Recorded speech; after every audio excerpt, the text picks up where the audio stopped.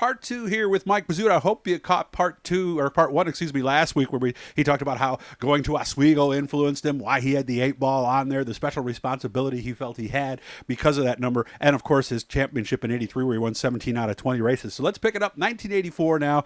After the '83 season, were you pretty much convinced it's time for a sprint car, your first love? Oh yeah, I just loved it. I mean, watching sprint cars at Brewerton Speedway, and it just made me more excited about racing. And so what I did is I decided, well, I'm gonna find a sprint car. Didn't know much about them, and a friend of mine knew a guy that had one, and it turned out to be a 1970 Travis Craft car. Was that old, considering it 1983? Yes. Okay. Yes. So maybe not exactly what you needed, huh? Not exactly what I needed, but I knew it was a good car. Come to find out, I was kind of worried because it had a bolt-on roll cage. Ooh, yeah. Yeah. And in a sprint car, yeah, roll cage matters a lot. Yeah. Mm-hmm. So what I did is I took it up to Freddie Graves, and we welded it up. And before you even got on the track. Before we even got on the track. And then I took and I didn't have much of a motor. In fact, I think one time I fired up the motor to put a heat in the thing, like everybody was doing, well, let's put a heat in the motor. Well, I put a heat in it, and I think I fogged out half the pits at Merrittville. I was a mosquito killer because it was just a junk motor. Because I didn't have a clue what I was doing at the time. Okay. So obviously that led you to find another motor out. Yeah. Was it what you needed then? Was Yeah. it a 360 at least and everything? I built all my own stuff. I never bought a motor like they do today. They buy, $50,000 motors from Don Ott or somebody like that. I didn't have the funding to do it. So what I did is I made everything I could. I made a wing. I made nerf bars, radius rods, anything I could to get that car on the track. And that's what I did. I sacrificed pretty much a couple of summers. Obviously, it had to be a different feel than the street stock. Yeah. Take a while to get used to trusting yourself in that. Yeah. Yeah. Of course, people would make fun of it, but I would, sometimes I'd go like hell down the straightaway or something like that, and then I'd spin, and I'd go like hell on the back straightaway, and I'd spin, because I didn't know. Was part of it the car, too? Part of it was the car. I didn't know much on setup and all that, so it just took time, and I finally got my shoes in there. All right. And I didn't know this, but actually Brewerton ran sprints in '84. Fulton actually ran them in '85. There was an issue. So when did you actually go ESS racing with the Empire Super Sprints? Because they started at '83, right? '83. Okay. So when did you start running with them? I started running with them at Fulton, pretty much. In '85. '85, yeah. Okay. I mean, I was still. It wasn't ESS at the time. It was. Oh, it wasn't. Before that. Okay. Yeah. And let me see. You went to places, you told me, like Brookfield, Merrittville, and Frogtown. Right. Boy, talk about some rustic racetracks. Brookfield and Frogtown at the time, right? Brookfield was a half a barn cut off and a racetrack. Really? And kind of like the old fairgrounds. They put the grandstand inside the barn and look out the open side, right? Yep. Great place. Really? I mean, it just, it was nice to be there. Okay. Mm-hmm. The track wasn't in great. I think there was a couple of trees growing through it or plants or something. Okay. I think they had a street stock race they were going to, just to promote it. Mm-hmm. But okay. Yeah.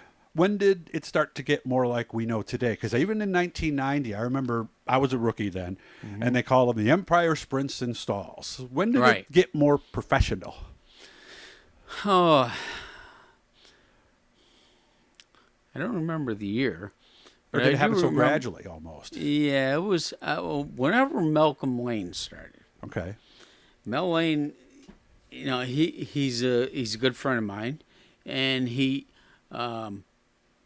had very, very good equipment. In fact, I think he was like one of the first to bought I think he had a Hutter. No. Okay. Yeah, I remember they made motors out from I Ohio. I forget the name of the. But it was a big time. Yes. People ran those in other sprint car Yes. series motor, huh? Yes. So he upped the game just He by did. doing that. To He some did. Degree, He huh? just, he was on fire, and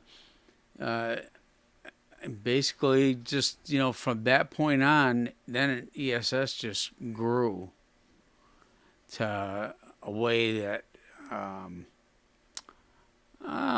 it was tough for a small guy. Somebody that didn't have a whole lot of money. But I told my wife, I says, I'm not gonna sacrifice the house money to buy a race car. Can't say I blame you there. So yeah, because I've seen some race car drivers live in some pretty tiny houses. Yeah. I mean, I wanted to, believe me. Yeah. But you got to be smart, and you Yeah. want to keep your wife too. So that's the exactly, other thing. exactly. So when did all the mod guys start moving over? Was Chuck Hebing one of the first guys, or were there others? No, Johnny Byrash. Oh yeah, right. With the Fords. Yeah. Let's see. Byrash moved over. There was a couple modified guys that tried it. Byrash stuck with it, and then I don't remember. I think Bobby Kane. He was Okay. a modified guy. Yep. And he ran well, so it was the more they got to know that you weren't paying for a shoot load of body panels, Yeah. and having to straighten them every week unless you wrecked a wing, you were pretty good. You got out in 2003. Why? Well, first reason I really got out was my MS. I was diagnosed with MS in 2002, and I was like, well, do I really want to keep going? And I started doing my shots for my MS, and I was worried that I was going to hurt somebody or myself, and I couldn't stand that. If I hurt somebody else, it would have just, So luckily, everything went well, and I got out and Did official work, I know, for a while. Now I see you as a fan. How are you doing today? I'm doing well, Yeah. although some days are good, some days are bad. I got to plan my days. How so? What's a bad day? I just exhausted. Okay, so I that's really get tired fatigued, fast. Okay. and my body hurts and aches. Okay. Maybe it's from getting upside down so many times. Yeah, I was just gonna say that might be part of it. You know, Obviously, that could be. Although it's irritating. Yeah. Because, I'll walk around. You'll see me walk around the pits, and maybe I'll stumble, and people think I'm, oh, what's he, drunk or something? It's not drunk, Just the realities of multiple sclerosis. It's reality of MS. Okay. And what happens is you lose your balance and that sort of thing. So it's a tough gig. Yeah.